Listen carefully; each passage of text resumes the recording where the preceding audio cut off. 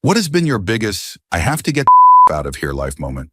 Story 1. Chechnya in 1995. There were obviously a lot of those moments, but one that stood out was when I was walking back to the apartment block where I was staying and realized the entire block was not only empty, but all of the cars were moved out of the way, and there was a carpet laid out about 20 feet in front of me. I had no idea what was under the carpet or why it was there, but it just felt so suspicious. And of course, my first instinct was to run away. The second I turned around, someone from far away opened fire at me, presumably a sniper, but possibly closer. Then I heard shouting and screaming for men to run and get me. The shouts were distant, and they knew they were not going to be able to capture me. That carpet, I will never forget it. My biggest guess was that they had built a hole under the carpet for people like me to fall into. Then they would capture and torture you or do whatever they wanted. There were lots of dangerous marauders and bandits in Grozny during the war. Story 2. Driving to work one night, we came across a lady whose car had broken down, and we decided to try and be helpful. She lived close by and did not have any family to come pick her up. She told us she needed to stop by the bank if we did not mind, and we agreed. We took her to the bank so she could get $20 out to buy groceries the next day. She seemed down on her luck, and we knew what that was like. So we gave her $20 ourselves, no big deal. She said she had another stop, that she had to tell her friend rent would be late. At this point, it was becoming a hassle, and we were close to being late for work, which I could not risk for a stranger. When we reached her neighborhood, I became very worried. I told her we only had time to drop her off either at her house or at her friend's place, but it was up to her since both were close. She started screaming at us and yelling that we would do anything she demanded. We stopped the car. I looked her in the eyes and said, "You take your things and you get out of my car right now." She tried to leave without taking her stuff, so we would be forced to wait for her. But I told her, "Stop. If you don't take your things, I will literally drive away with them." She grabbed her belongings and got out, and we drove away. Story 3. I am a wedding photographer. One wedding took place at a historical village. It consisted of houses over 100 years old, which had once been disassembled, moved to their current location, then painstakingly reassembled inch by inch in order to preserve this piece of history. The groom's mother was the president of the venue organization. She, of course, was very proud to host her son's wedding at the same place where she volunteered. The wedding was great, laid back, and non-traditional. I even stayed a little longer than scheduled since things were so easy. Things finally started winding down around 11 or so, and everyone was drunk. But they had one thing left in store: lanterns. The kind that you light and then they fly away into the night. Nothing quite as romantic as lanterns. However, alcohol plus floating fire, plus tall trees, plus a historical village was not a recipe for success. While everyone tried to light their lanterns, the groom's mother caught wind of what was happening. She ran out into the village screaming for everyone to stop. Drunk and distracted by the challenge, no one listened. Everyone kept trying to get their lanterns to take off, and one finally did, straight into a lush tree that sprawled out approximately 20 feet above the village. That was when I thought it would be a good idea to leave. The lantern was stuck between some branches, burning fiercely. The groom's mother was literally crying as she watched what she thought would be her beloved historical village going up in flames.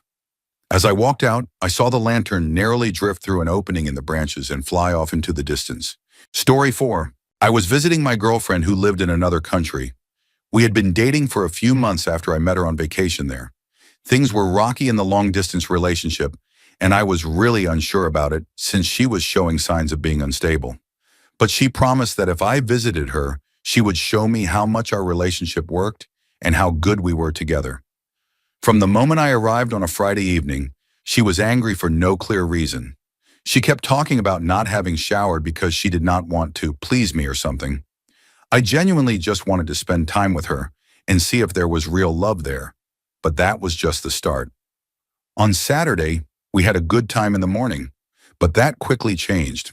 When we got home from our activities, she wanted to check my phone because she was convinced I was cheating on her. I gave her my phone and went to take a shower. She kept it quietly for 2 hours and went through everything, sporadically asking me questions like, "Who's Beth?" I answered truthfully and calmly, watching TV to let her do her thing. It was really strange, and I was getting to the point where I wanted to leave. but I could not leave until Sunday, so I just endured it. After those 2 hours, the situation escalated. She started screaming at me for not caring about us. She also had a 3-year-old son who had an accident on the couch and needed a shower while also demanding her attention. She went from screaming at me in the living room to screaming at her son in the bathroom. It was the most uncomfortable and stressful hour of my life. I felt bad for the child and did not want to escalate things because of him. Eventually, her mother came and picked up the boy. While she was outside talking to her mother, I ran to our room, packed my things in a minute, and thought I had to escape as soon as possible. When she came back, she screamed at me for another hour. It was the kind of screaming that made me watch very carefully every time she went into the kitchen, worried she might grab something dangerous. Eventually, she said she was going to a friend's house to think. As soon as she left, I gathered my things, ran out of the house to the nearest train station, and went to another city. I stayed at a hotel and left the next day. I never looked back. That weekend, she revealed who she truly was, and even though it took a long time afterwards, I finally managed to cut all ties. It was awful. Story 5. Halloween 2015. I was standing at a bus stop downtown when I heard yelling coming from down the street. No big deal. It was Halloween. The yelling got louder, so I looked over and saw a man walking toward me with 2 others following behind him. The men behind him were screaming at him while he tried to ignore them. They did not like this, so one of them punched him in the back of the head. He just kept walking. The 2 started getting really aggressive, kicking and shoving him, throwing punches. He did everything he could to avoid a confrontation. He even tried to get on a bus that had pulled up, but the driver closed the door, not wanting trouble near his passengers. Things were getting serious now, and people began noticing and yelling, myself included. The man being followed stood in the street while the other 2 continued screaming and urging each other to attack him more. I was maybe 10 feet away, yelling at them to calm down and asking the guy next to me to call the emergency number. Realizing he was in a bad spot, the man being attacked pulled out a knife, a big knife. I wanted to run, but for some reason I stayed. He stood there, not waving it around, just holding it. The 2 attackers decided it was no big deal, and one of them tackled him to the ground. Everything after that happened quickly. One attacker started kicking him in the head, while the other climbed on top and began punching his face. Finally, the man being attacked had enough and started stabbing the one on top of him repeatedly. A couple of us bystanders rushed in and shoved the attackers off. The man dropped the knife, got up, and ran away. One attacker also ran off. The one who had been stabbed tried to run but collapsed about 10 feet away. I had just wanted to go to the mall to buy a video game, and now I was giving first aid to someone with a massive arm wound and a chest injury. He survived but had a punctured lung. All 3 were eventually arrested. The 2 attackers were charged and pled guilty, so I did not have to testify. The man who was attacked was not charged, though I later heard he had outstanding warrants. It was a crazy day. I did eventually buy that video game and then spent the next few days inside, hiding from the world. Story 6. I was in a funicular in Naples, Italy. It is like a metro or tram that runs up a hill, stopping only at the top and the bottom. At the time, I was an exchange student heading back to my host family's house in the evening. I should note that I do not stand out as a foreigner in Italy. I could pass for a local. I sat down and waited for the ride up. A middle-aged man, a bit heavy and shabby-looking, sat next to me. No problem. I am not exactly a picture of elegance myself. As soon as the funicular started moving, so did the uncomfortable feeling. I could sense the man staring at me, catching glimpses out of the corner of my eye. Soon he was not even subtle anymore. He was blatantly eyeing me up and down. I tried my best to pretend I did not notice. The ride is not fast, so it felt painfully long. When we reached the top, I came up with a plan. Let him leave first and slip away into the crowd. At first it worked. He got up while I pretended to move slowly, then looked back at me and went to the door. But then he stopped, turned around and waited for me. My plan failed. I jumped up, rushed past him, and wove quickly through the exiting crowd. It did not take long before I slipped away through side routes and lost him. As a man, that kind of experience was completely foreign to me, and when I told women about it later, they often said, "Now you know what it feels like." Story 7. In 2004, my parents filed for divorce. My mother worked a traditional 9-to-5 job, and my father worked as a contractor. It was his responsibility to take us to school in the mornings, so my mother would drop my sister and me off before going to work. One morning we were running late because we had managed to hit every red light on the way to my dad's house. Typically, when we were late, my father would stand outside holding a sign that mocked our tardiness. But that day he was not there. Instead, he walked out of the house as we pulled up, came to the window, and handed my mom an envelope. Though the gesture seemed ordinary, something felt wrong. As I turned to say goodbye to my mother, I heard a gunshot. My father had shot her, then fired twice more into her leg. Time seemed to stop. I pulled my sister back into the car, told her to keep her head down, and scream for help. I remember seeing the gun pressed to my mom's head, but it misfired. My father then ran back to the house, turned the gun on himself, and pulled the trigger. At that point, my mom told me she could still drive. My sister crouched in the back footwell while I tried to dial the emergency number. I had wanted to leave as soon as we arrived, but instead I was forced to sit through the entire nightmare. Story 8. When I was 18, I was deceived online but ended up making lifelong friends with two strangers who saved me. This happened more than 10 years ago, and some details are fuzzy, but I remember enough to tell it. In my junior year of high school, I opted for an independent study program so I could finish school from home while working part-time. The trade-off was isolation, so to fill the void, I turned to Yahoo chat rooms. My father had recently bought a webcam, so I set it up and began chatting with random people. A few weeks later, I started talking with someone I will call Pat, who lived nearby and also had a webcam. This was in 2002, and webcams were low quality, but I could see long hair, makeup, and what looked like an attractive figure. To my teenage self, that was exciting. We had average conversations, bonded over music, and things seemed normal. Around Thanksgiving, I had the idea to meet Pat in person. I knew the warnings, but the webcam gave me false confidence. I told my parents I was staying with friends, then drove 2 hours to meet Pat at a college town. After waiting over an hour, Pat finally showed up, clearly drunk, stumbling toward me. The voice was deep, the hands large, and I knew instantly something was wrong. Despite my instincts, I followed Pat and their friends to a huge college party. I tried to hide but could not, and Pat insisted we go to another party nearby. That is where I met Harold and Kumar, two guys who would later save me. At the second party, things became clearer. Pat was sloppy drunk, and when removing a scarf, revealed an obvious feature that confirmed my doubts.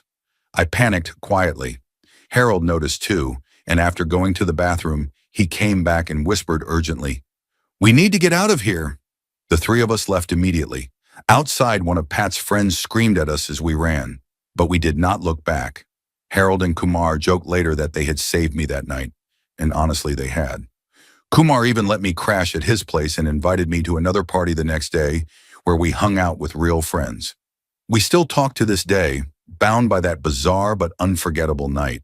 Story 9. About 3 years ago, I went to a party with two girls I knew. The party was in a really rough area, but I went because one of the girls was very pretty. It turned out to be worse than I imagined. I stood out badly, but surprisingly, the local tough guys seemed to like me, probably because they knew I was not going to cause trouble. The only other white guy there was known as Crazy Craig. He and his pregnant girlfriend were infamous for getting high and starting fights. While I was playing beer pong with a girl, I noticed my blonde friend, who was wearing a leg cast, trying to fight with Craig. Craig was not interested, but his girlfriend stepped in, kicked my friend in the leg cast, and then started stomping on her arm cast. I tried to break it up, but some guy grabbed me and told me, "They are adults. It is not your fight. Mind your business." I wanted to argue, but then I saw Craig pull out a gun and take his shorts off. Now he was standing there completely naked holding a gun. When I shouted that he had a gun, the man holding me spun around, pulled out his own gun, and suddenly about 5 others did the same. That was the moment it hit me. What am I doing here? I liked painting miniatures and playing beer pong, not this chaos. I walked straight out to my car, drove home, turned off my phone, and made a whole new set of friends. Story 10. When my friends and I were sophomores in high school, we were really into skateboarding. One day we decided to grab some drinks at a nearby store. cutting through a neighborhood we rarely went through. We were about 3 minutes away when three guys and a girl came out of a house. One of the guys stumbled, already looking unsteady. They spotted us immediately, and one asked if we wanted to play a game of skate. My friend politely declined, and we kept walking. A few seconds later, they started following us closely. That was when I realized we were about to be jumped. I had heard of kids at my school being attacked and even hospitalized by this group. One of them asked what size board I had. Without thinking, I joked, 6.9. He did not find it funny and immediately got aggressive. We kept walking, tense, as they argued over which of our boards they would take. Suddenly, one of them punched my friend in the face. My friend dropped his board and ran, then the other friend bolted too. I was left alone. Strangely, I was not scared at first. I even started skipping away as if it was a joke. That ended quickly when one of them sprinted up and swung at the back of my head. I turned around, saw his pale face under a black beanie, and finally realized how serious it was. Adrenaline kicked in, and I ran faster than I ever had in my life. I caught up with my friends and we all rushed into the nearest store. The clerk, a big guy, scared off our pursuer. The store manager went outside to confront the group but had a bicycle thrown at him before retreating. Police arrived soon after with multiple squad cars and caught the attackers. It turned out the fourth person was not another guy, but a girl. They were all arrested. After the ordeal, an officer drove us to a safer area, and we ended the day with snacks at a convenience store. Story 11. I went camping with my girlfriend at a hike-in campsite. We brought a small 2-person tent. The hike itself was rough, and I ended up carrying everything because she developed mild heat exhaustion. But I managed. That night, after a campfire, we went to bed. A few hours later, we woke up to one of the most violent thunderstorms I had ever experienced. The tent was not built for this kind of weather. As we sat there wondering what to do, we suddenly heard a loud crack that was not thunder. It was a tree splitting and crashing down nearby. For a moment, I was sure we were done for. Luckily, it missed the tent and only damaged some lines, but it left me completely shaken. Once the rain tapered off, I knew we were not staying another night. In the morning, we packed up and hiked back out. We spent the rest of the trip in a hotel. It was by far the scariest camping experience I have had, and I have dealt with bears at campsites before. Bears are nothing compared to that storm. Story 12. I had 2 moments like that. After I finished my time in the Army, I stayed in Germany for a girl. I found work in a furniture warehouse because it was the only job I could get. I worked hard for 2 years. One of the few advantages was having 30 days of vacation a year, and I spent half of that at a budget resort in Tunisia. The day I came back to work, I remember the crushing feeling of walking into that warehouse. Everywhere I looked, there was endless work. On the shelves, pallets needed to be brought down and sent out. But before you could even get to them, you had to clear out the hall stuffed full of a delivery of chairs. Before you could clear them out, you had to reorganize the hall where the chairs belonged, and so on endlessly. That very day after work, I started looking into ways to go to college. The second moment came after I graduated and moved back to Washington, D.C. to work. I ended up with one of the worst bosses imaginable. She constantly took credit for everything I did and tried to hand off all blame for mistakes to me. I kept myself afloat by insisting everything be communicated through email, which made it harder for her to target me, though she still tried. One day I saw her goals list for the year, and it was entirely composed of goals she had assigned to me. That was the last straw.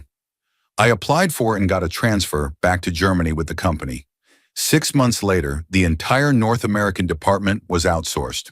Story 13. After reading other people's stories, I realize I have been lucky so far not to be involved in anything too extreme. But there was one moment, not as bad as many others, that still unsettles me. When I was 19, I was traveling late at night by auto rickshaw, a noisy three-wheeler that is a common mode of transport in India. It was around midnight. The driver was a middle-aged man with a large belly, and he started commenting on how handsome I was. I found this strange. A few minutes into the ride, he asked if I had a girlfriend. I said no, and he began smiling in a way that made me very uneasy. Then he told me there was a temple on the way where we could stop, that it was a quiet place to visit at that time of night. Suddenly, my heart started racing, and I began to panic. Thankfully, within a couple of minutes, we passed a traffic police officer. I immediately told the driver to stop, got out, and ran toward the officer. The driver panicked so much that he sped away without even asking for the fare. Story 14. When I was 20 years old, I worked as a line cook in a well-known restaurant in my small hometown. After about a year, I was comfortable with every role in the kitchen and tried to help out co-workers as much as possible. Then a new server started, a man around 30. We had the same name and became casual friends. One snowy night, he asked me for a ride to his apartment a couple of miles away. I agreed. When we got there, he invited me inside for some rare local craft beer. I accepted and went in, where I met his wife. She was very attractive and went to put the kids to bed while he poured the drinks. His wife later returned, handed me the beer in a glass, and I downed 2 strong ones. Soon after, he offered me some weed to mellow out, and again I accepted. By this time I was drunk and started feeling very strange. His wife sat on his lap, rolling joints, while we smoked. Then the conversation turned unsettling. He revealed he was part of a fringe Christian group that believed disturbing things, like Santa being the devil, women needing to be beaten, and even hurting himself to prove devotion to his faith. He began saying anyone who was not a believer deserved to die. I tried to remain polite but became extremely uncomfortable.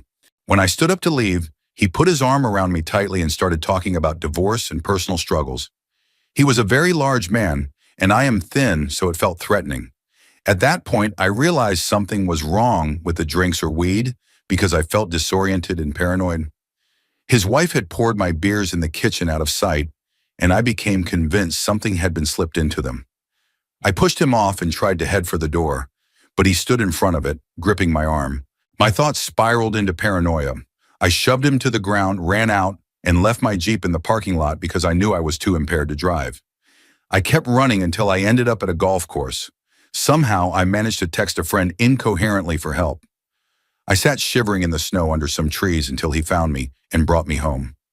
I missed work the next day, and a week later, the man quit and moved away. That night left me deeply shaken. Story 15. I once went away for a short vacation. When I came back, my best friend already had a new group. These friends seemed cool. One was old enough to buy cigarettes. Another always had alcohol to share. At the time, I thought this was amazing. No more sneaking around, no more pretending, no more worrying about being caught. One night they drove by and asked if we wanted to party. Of course, we said yes. At the party, I felt out of place, but everyone seemed friendly.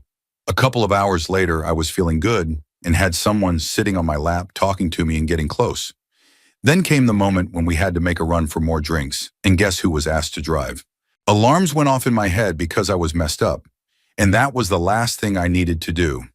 My best friend offered to drive instead. I pulled him aside and begged him not to, but the girl mocked me, calling me a coward, and kissed him in front of me. She said it was my last chance, that she really liked me. The next day, I found out that same group robbed and killed a 64-year-old convenience store clerk. I am now 31 and successful, but I often wonder how messed up my life could have been if I had gone with them.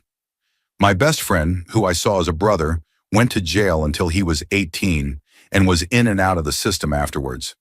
A few years ago, he called me and talked about the stupid things we did as kids. He said he was glad I did not go that night. I still do not know how he had my number. A week later, I was told he took his own life. It still gets to me every time. Some part of me feels like I did not try hard enough to save him. Story 16. I was 24 and had just spent 7 months living at my parents' house in a rented hospital bed in the family room, while going back and forth to Seattle for reconstructive surgeries on my leg after a car crash. It was my first night back in my own apartment. I was still using a wheelchair, though I could manage short stretches on crutches. My skin had healed enough that it was no longer an infection risk, and my transplanted bone, part from my own body and part donor matrix, was in the process of strengthening. I was told to put about 10% of my weight on it while using crutches to start rebuilding strength. My mom dropped me and my things off at home, and I felt ready to be back with my cats.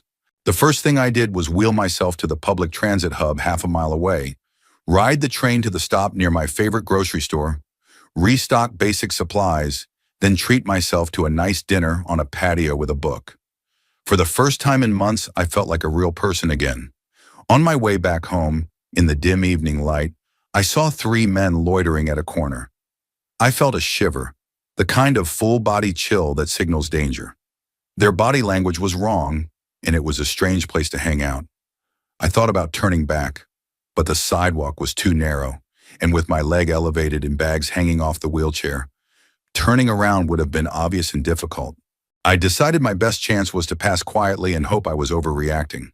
Passing them went fine, but soon I realized they were following me, keeping pace about 30 feet behind at a slow speed. When I reached the gate to my apartment complex and started pulling out my key, they rushed me. One pressed a gun less than a foot from my face, another held a knife to my throat, and the third blocked me from behind. I thought, you have no control over whether you live or die right now. The only option is to cooperate and not make them angry. They demanded my wallet and had me retrieve it from my purse. They demanded my ATM pin, warning they would return and kill me if it was wrong or if I called the police. After what felt like an eternity but was only a minute or two, they left. I managed to open the gate and wheel toward my apartment. I stayed calm, planning what to do, but instead of going to my own door, I went to my adoptive uncle and aunt's place 2 doors down. They had moved in recently after I told them about the pet-friendly vacancy. The moment I knocked, I lost control and burst into tears, finally feeling safe. My uncle opened the door just as I choked out gun and gate. He grabbed me inside, yanked in my chair, peeked outside quickly, then was on the phone with the police within seconds. Only then did I truly realize how close I had come to disaster. Story 17. I had been working at the same job for 15 years, the place where I had done my apprenticeship. I had never worked anywhere else, and part of me still felt like I owed them for where I was. The company had grown in orders and turnover, but they refused to expand staff. Everyone was under constant pressure while the directors enjoyed increasing profits. It got to the point where no matter how hard you worked, there simply was not enough time to get everything done. Arriving at 6 in the morning, leaving at 7 at night, and working Saturday mornings became expected, even though it was not contracted and there was no overtime. Everyone was cutting corners to try and keep up, which only led to more mistakes. Stress and anger were constant. You were never thanked when things went right, but when things went wrong, you were blamed. I was told I would not even receive a cost of living pay raise for the 4th year in a row because of mistakes and missed deadlines. I started drinking heavily on weekends and looking back was showing signs of depression. Then I became a father and my wife developed postnatal depression. One morning I was carrying my 3-month-old son into the office in a baby carrier so I could keep working, and a director criticized me for being late. The very next day I skipped work for an interview. I did not even tell them I was going. I came back to the office just after lunch, interrupted their complaints to answer my phone, and learned I had gotten the new job.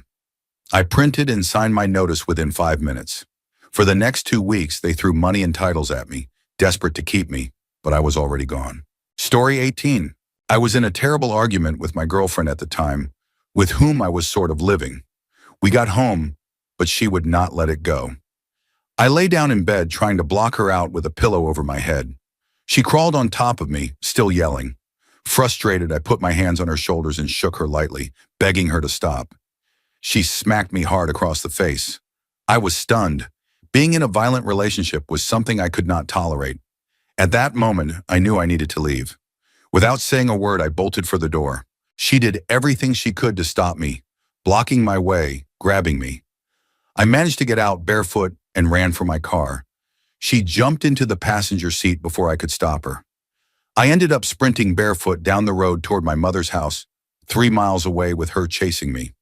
After 2 miles, exhausted, she caught up with me. She apologized, and we somehow patched things up.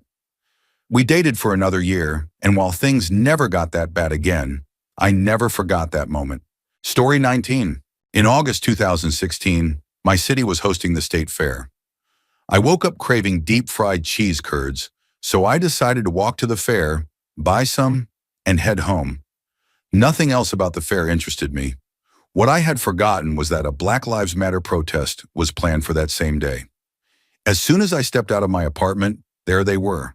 Hundreds of people chanting, waving signs, even carrying a giant papier-mâché sculpture. They had taken over the highway, with police rerouting traffic. I thought, okay, I can just slip into the back of the protest, weave my way to the front, jog ahead, buy my cheese curds, and find another route home. I stopped at a gas station for coffee and then joined the crowd. But just as I reached the middle, they staged a die-in. At a command, everyone dropped to the ground pretending to be dead. Suddenly, I was the only one standing. Mounted police watched from both ends of the highway. Helicopter blades whirred overhead, and I looked up to see the local news chopper filming everything. I thought, this isn't good. I froze until the protesters got back to their feet, then made my way out of the crowd as quickly as I could. I never made it into the fair for cheese curds, but outside the grounds, some Somali girls had a booth. They gave me naan for free and also handed me a Quran. It was not the day I had planned, but it was one I will never forget. Story 20. 2 for the price of 1. Soon after I moved to Philadelphia, I was biking through North Philly on my way to Temple University. A group of middle-aged men were sitting outside a subway station on Broad Street. One of them shouted, "Nice bike." I said, "Thanks," he replied. "You know, if this were a couple of hours later, I'd steal it." At least he was honest. A few years later, I was in Istanbul by myself, walking along Istiklal Street on a Sunday night, looking for a bar. A man approached me and started speaking Turkish. I told him I did not speak Turkish, and he lit up asking if I was British or American. When I said American, he started talking about a bar just around the corner with live music. I agreed to follow him, trusting strangers too easily.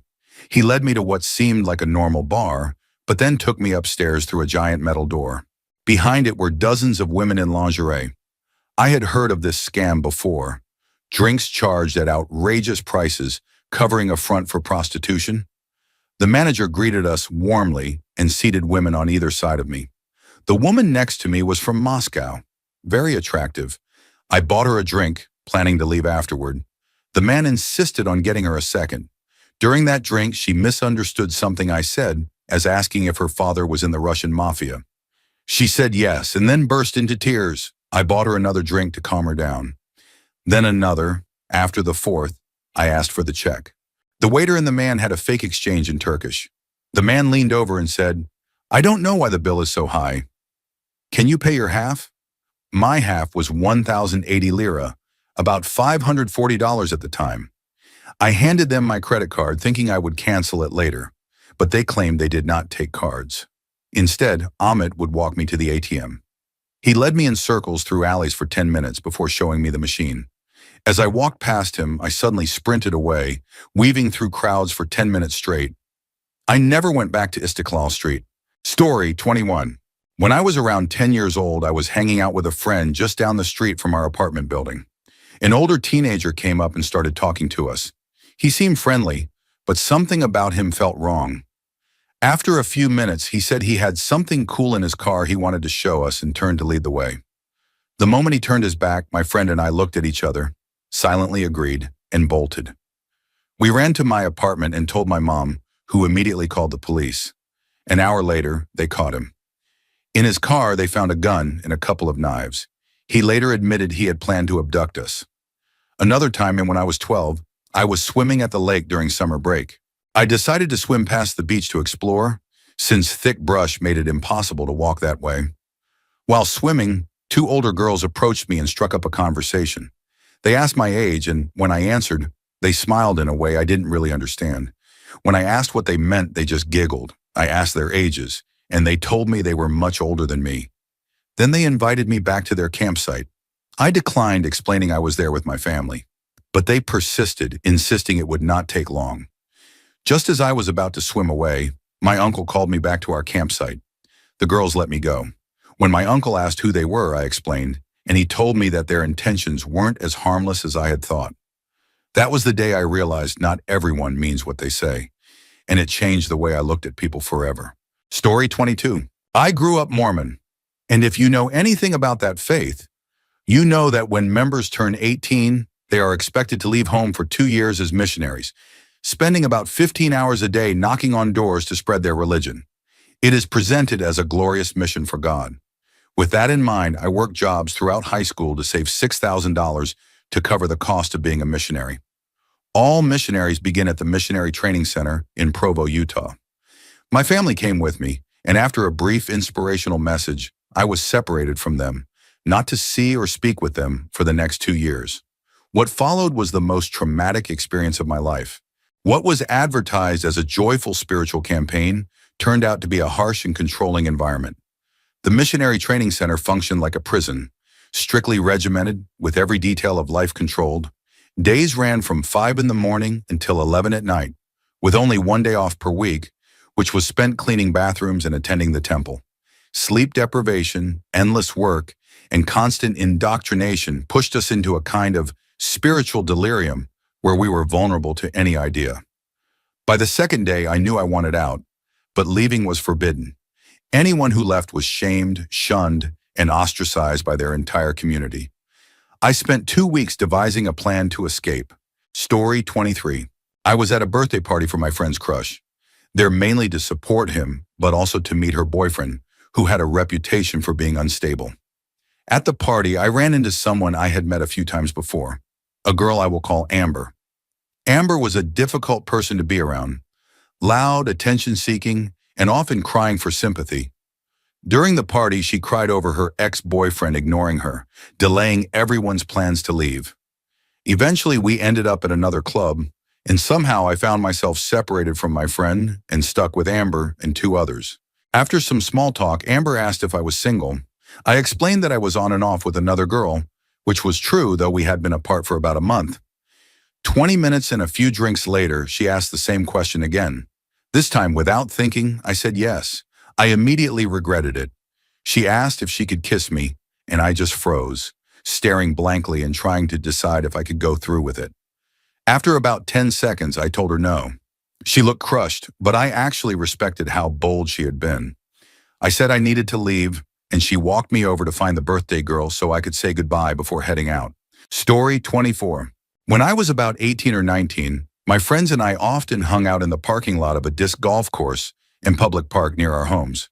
We were a group of high school friends, mostly white boys driving trucks, fishing, and playing disc golf, sometimes dabbling in questionable activities out of boredom. It was the late 1990s, and our group was half neo-hippie, half redneck in culture. One evening near dusk, we were hanging around as usual when a large white truck pulled up. 2 men got out and struck up a conversation, saying they were in town to help build a new Walmart nearby. Before long, we were at their extended stay hotel suite, watching dirt bike videos that occasionally cut into unsettling clips with neo-Nazi themes. At one point, someone noticed a book on the coffee table with Nazi symbols. We exchanged glances, realizing something was off. Soon, the men began asking us questions like, "Do you know anything about the swastikas that were spray painted on that church?" We knew the Catholic church nearby had been vandalized days earlier. Immediately, we all silently agreed to get out. Once we left, our group consensus was that these guys were probably undercover officers running a sting. None of us had any connection to racist groups, but the encounter shook us badly. Story 25. This happened when I was studying abroad in China a few years ago. My friend and I, both girls, had gone out partying. We had started the night with a larger group, but by the end it was just the 2 of us, which was pretty normal. We ended up hanging out with 2 local guys we had met at the club. They had booked a table with bottles of liquor and snacks. They offered us drinks, but we declined. I was at the water-only stage of the night, buzzed but not wanting more alcohol. We chatted casually for a while before deciding it was time to leave. The guys insisted on walking us out, which seemed harmless. But when we got into a taxi, they climbed in with us without asking. We told them we were going back to the dorms and gave the driver the directions in Mandarin. The guys, however, spoke to him in the local dialect we could not understand. Soon we realized the taxi was heading in the wrong direction. Panic set in. We begged the driver to stop, to take us to the dorms, or just let us out, but he completely ignored us. It was like we were invisible. The guys suggested we go to an after-party at a massage parlor. We flatly refused. By that point, we were seriously considering jumping out of the moving car. Eventually, the taxi pulled up at a shady place on the edge of town. The guys paid the driver and got out, trying to coax us to follow. We refused to leave the car. Once they were gone, the driver finally took us to the dorms. It was terrifying and clear that he was complicit. Things could have gone so much worse.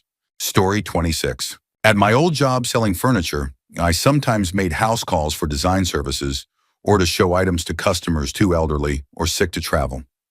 One day, an older man called and said he wanted a sofa, but could not make the 40-minute trip to the store. I was 23 years old, 4 feet 11 inches tall, even with shoes on, and determined to make the sale. My coworkers asked if I wanted someone to accompany me, just in case, but I declined. When I arrived, the man could barely walk due to swelling in his feet from diabetes. He looked through my sofa pictures, but then asked me to buy him beer from a corner store. I laughed nervously and refused. After more sofa talk, he suddenly pulled me into a hug. That was not too unusual for a customer, but then he leaned in for a kiss on the cheek and told me he wanted to take me to bed. I immediately stood up, walked out, and left while he pleaded with me to bring him beer. I had never driven that winding country road faster in my life. After that, I never again went alone on a house call to a single man. Story 27. When I was 17, I was in a McDonald's drive-thru with my friend in the passenger seat and his girlfriend in the back. As we were ordering, the car behind us started honking nonstop, trying to rush us. I stuck my head out and told him, "We are ordering, chill out." That set him off. He revved his engine, then slammed into the back of my car. Shocked, I put my car in drive and sped away, but he chased us out of the parking lot. On the road, he swerved ahead, blocked both lanes, and jumped out with a gun in his hand, pointing it at us while yelling. Luckily, no one was behind us. Without thinking, I threw the car in reverse and floored it, pulling some desperate Need for Speed moves. After about 100 feet, I cranked the wheel and hit the brakes, spinning the car enough to whip it around and escape. We called the police in McDonald's once we got home. The drive-thru cameras had captured his license plate, and he was arrested that same day. Police found meth in his car. That was one of the scariest moments of my life. Story 28. I was at an airport in Costa Rica, about to fly home to the United States. Since there is an exit fee to leave the country, I was waiting in a long, slow-moving line to pay before heading to security. The woman in front of me, who looked European or American, suddenly began glancing around frantically. Then she set down her large bag on the floor and hurried away. Immediately, my mind went to the worst possibilities. I tried following her with my eyes, hoping she was just going to ask an employee something, but she walked all the way down the terminal and disappeared from sight. Unsure of what to do, I asked the people in line around me if they had noticed. They had, but none seemed concerned. I told them I was going to inform someone and went to the nearest employees. In my limited Spanish, I explained what happened, but they seemed unconcerned, almost dismissive. That only heightened my fear. I stepped outside to what I thought was a safe distance and waited, my adrenaline pumping. After about 5 minutes, I saw the woman walking back casually through the glass toward the line. When I rejoined, she was standing there like nothing had happened. I asked her what she was thinking. She explained that she had irritable bowel syndrome and had needed to find a bathroom immediately, apologizing for leaving her bag and expecting us to hold her spot. I was furious. With all the tension and adrenaline still rushing, I told her bluntly how reckless and thoughtless that had been. In an airport, you never abandon a bag and run off. She should have taken it with her and simply started over at the end of the line. Story 29. When I was 21, I was studying computers in college, but lucky enough to land a help desk job at the head office of a major bank. I had money, steady 9 to 5 hours, and enough free time for hobbies and friends. The downside was the office politics, which I hated, and when the department was outsourced, I lost the job. I thought I did not care since I assumed all office jobs were toxic anyway. About a year later, I started working construction, thinking it would suit me better.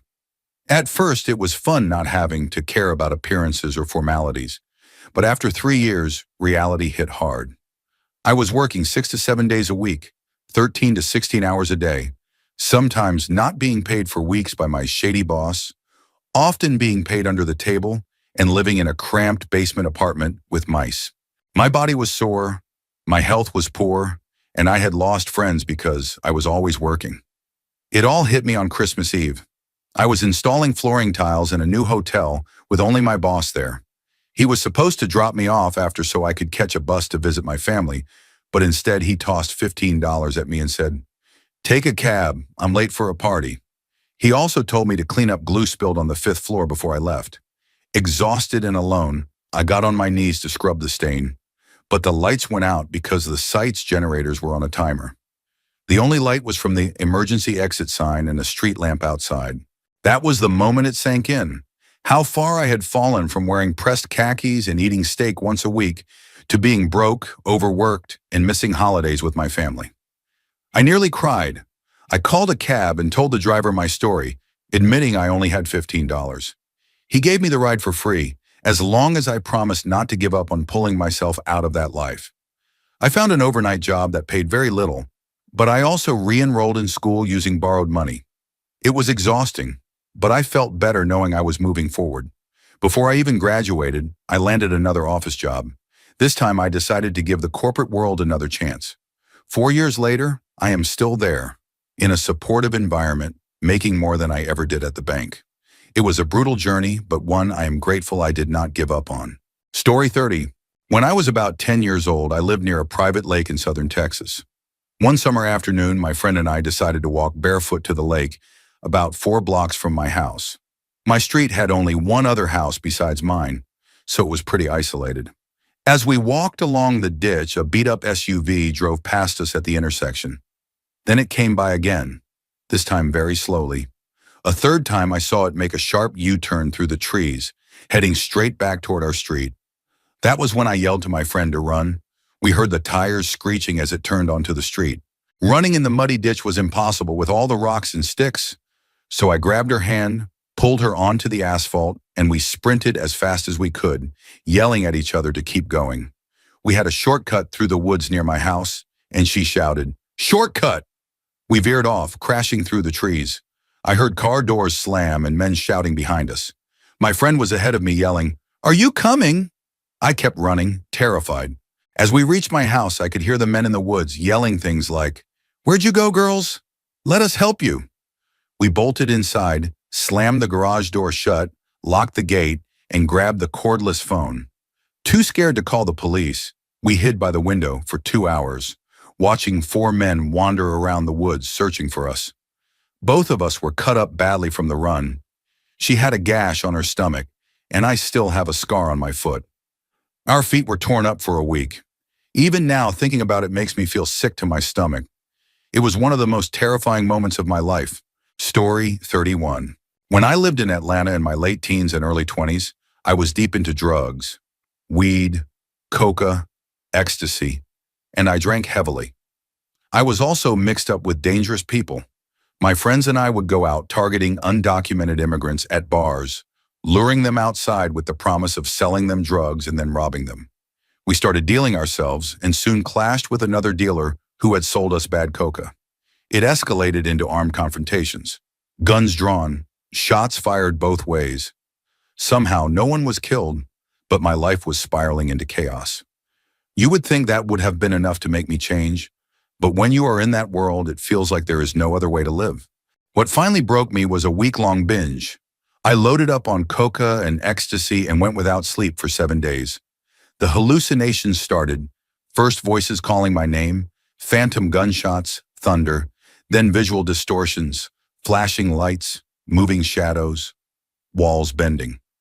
The paranoia was overwhelming. I locked myself in my room for 2 days, convinced everyone was out to get me. As I was coming down, I had a moment of clarity. I saw my mother sobbing at my funeral. It hit me so hard that I passed out. When I woke up, I swore off coca and ecstasy forever. Within a month, I moved back home to Arkansas. That was almost 10 years ago. Today, I do not smoke, not even cigarettes. I am married with a 2-year-old son, and I am happier than I ever imagined I could be. Story 32. I once took a contract job as a software developer for an airline, and the whole experience felt like stepping into a time capsule. My manager wasn't a bad person, but he was incredibly reserved. What I later learned was called taciturn. On the way to corporate headquarters to get my photo ID, I tried to make small talk, but his answers were limited to yep and nope. The office itself was gloomy. The entrance was tucked into a remote corner of the building, and inside was an anteroom with an unmanned security desk and a phone. For my first few days, I didn't have a card key, so I had to call my manager and wait for him to trudge across the building to let me in. The halls were empty because of recent layoffs, and half the lights had been removed to save money, leaving the place half in shadow. There was an abandoned eating area, lit only by the windows at one end, always eerily dark. Next to it was a row of vending machines in a corridor so narrow you had to turn sideways to retrieve anything. The software was unlike anything I'd ever used. Quirky, outdated, and full of bugs. If you did something in the wrong order, it couldn't be undone. You had to find Bob in the corner, who would type in some obscure command to fix it. Bob was the only one who knew how.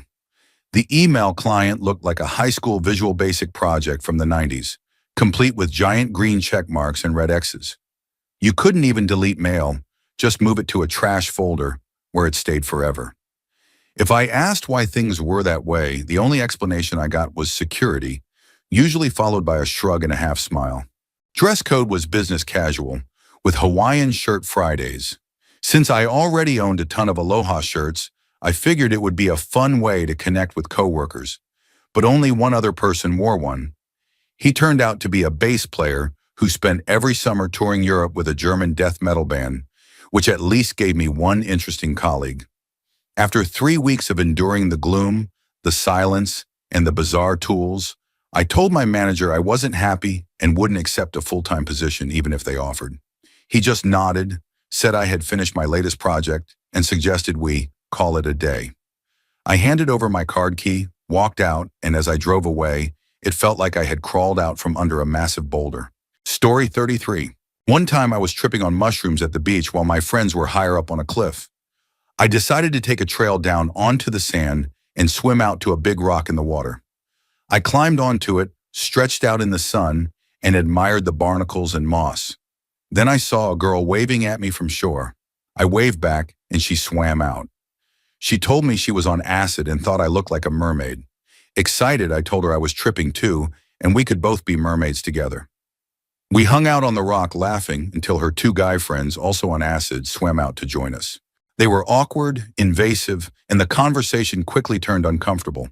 The girl began freaking out because our legs were bleeding from climbing the sharp rocks. I decided to head back to shore. One of the guys said he would swim with me. I was already tripping hard and his presence felt suffocating. As I swam, he slipped an arm around my waist and growled in my ear, "Smoking hot." That jolted me. I pushed away, backstroked the rest of the way to shore, and ran back into the woods to find my friends. The trail was hidden, and it took me a while, but eventually I made it. Later, the guy's girlfriend showed up furious, and I convinced my friends we needed to get out of there. To make matters worse, earlier that same day when I was just beginning to trip, the cops had pulled us over. Between that and what happened at the beach, it turned into one of the worst trips I've ever had. Story 34. I was taking the subway home after college one afternoon around 4 o'clock. All the seats were taken, but the rest of the car was fairly empty except for people waiting near the exits. I still had a couple of stops left, so I stood listening to music. Suddenly, the atmosphere shifted. People around me grew tense and started moving. I looked toward the next car since the train was fully connected and saw a man walking toward a row of seats. I live in a dangerous city, so I immediately pulled out my earphones and moved closer to the exit with the crowd. Just then, a woman in the next car screamed and panic erupted. 2 seconds later, we pulled into a station. I pressed my back against a wall far from the commotion, since the stairwell was jammed with people trying to flee. I ended up near a group of construction workers, which turned out to be a good decision. The man had pulled a gun and was threatening passengers, demanding their phones. Those still seated got trapped as others tried to push out. Eventually, he stepped off the train, chaos spread through the station, and the men shielded me from the worst of it. Police arrived quickly and managed to contain the situation before it escalated further. Later, an older woman looked at me and scolded me for being a coward, saying her friend once got slashed on a bus. Since then, I've hated using the subway. Story 35. One night I was playing darts alone at my regular pool hall. A couple and their friend invited me to join their game, and after a few rounds and a few beers, they asked if I wanted to smoke hookah at their condo. They seemed cool, so I agreed. When we arrived, I noticed plastic covering all the seating, which struck me as odd. We set up the hookah, and as I looked around, I saw a camera on a tripod above the fireplace. My mouth got dry, so I asked for water. The guy said he would get it and walked into the kitchen. Meanwhile, his girlfriend, who had been flirtatious all night, sat right next to me even though there was plenty of space.